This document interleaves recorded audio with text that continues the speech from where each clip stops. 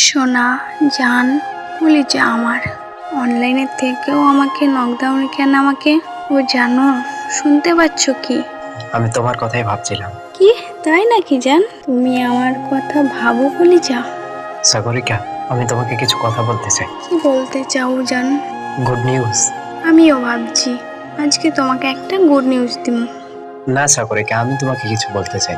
না না না, আমি তোমাকে আগে বলবো। ওকে তাড়াতাড়ি বলো। উফ, এত তাড়া কেন আমার জানটার?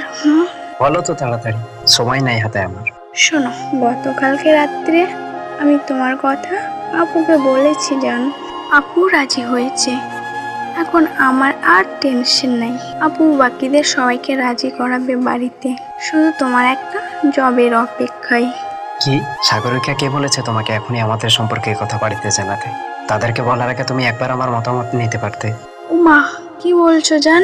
তুমি তো আমাকে ভালোবাসো তাই না? আর একদিন তো পরিবারকে জানাতেই হবে তাই না? তাই তাদের বলেছি, আর আমি বিয়ে করলে তোমাকেই করব, তাই সেটা আমার পরিবারকে জানিয়ে রাখলাম। দেখো, বিয়ে নিয়ে আমি এখন ভাবতে চাই না। উফ, এখন তোমাকে কে বলেছে ভাবতে?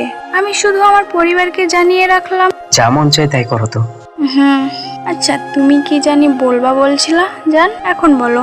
শোনো সাগরিকা, আমি এখন যা বলবো ঠান্ডা মাথায় বোঝার চেষ্টা করবে। আচ্ছা বলো তো শুনি। সাগরিকা, আমি দুঃখিত তোমার সাথে সম্পর্ক রাখতে পারবো না। ধুর, সব সময় মজা করে, ভালো লাগে না। সাগরিকা, আমি সিরিয়াস, সত্যি।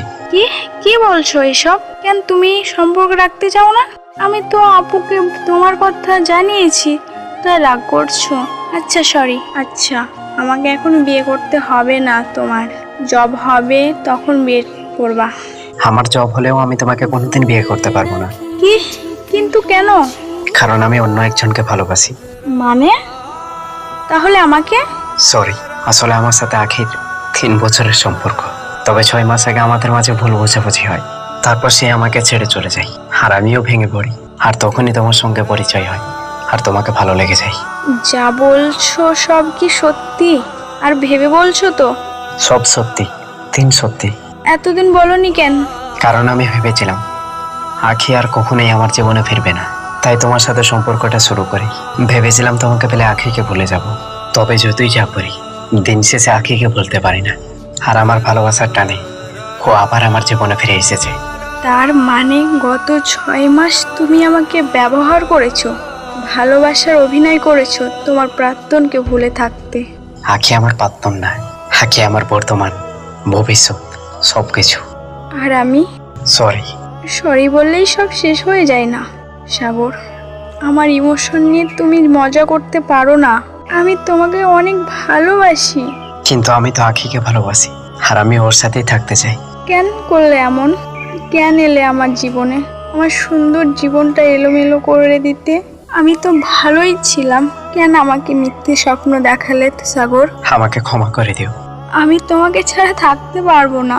আমি তোমাকে নিয়ে এই কয়দিনে অনেক স্বপ্ন দেখে ফেলেছি, অনেক বেশি ভালোবাসি তোমায়।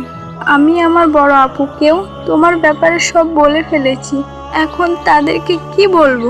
আমার সাথে এমনটা করিও না। প্লিজ আমাকে ক্ষমা করে দাও। আমি আখিকে অনেক ভালোবাসি। আমি চাই না আমার আর আখির মাঝে কেউ আসুক। আর এসব জানলে আখি অনেক কষ্ট পাবে। আমি ওকে কষ্ট দিতে চাই না, তাই তোমার কাছে হাত জোড় করে অনুরোধ করছি, প্লিজ আমাকে মুক্তি করে দাও। আর তোমার পরিবারকে তো আমার ব্যাপারে জানাতে বলিনি। তুমি কি করেছো না করেছো তার দায় আমি কেন নেব? হাই রে স্বার্থপর মানুষ। আচ্ছা, আমি তোমাকে মুক্তি দিলাম, তুমি ভালো থেকো।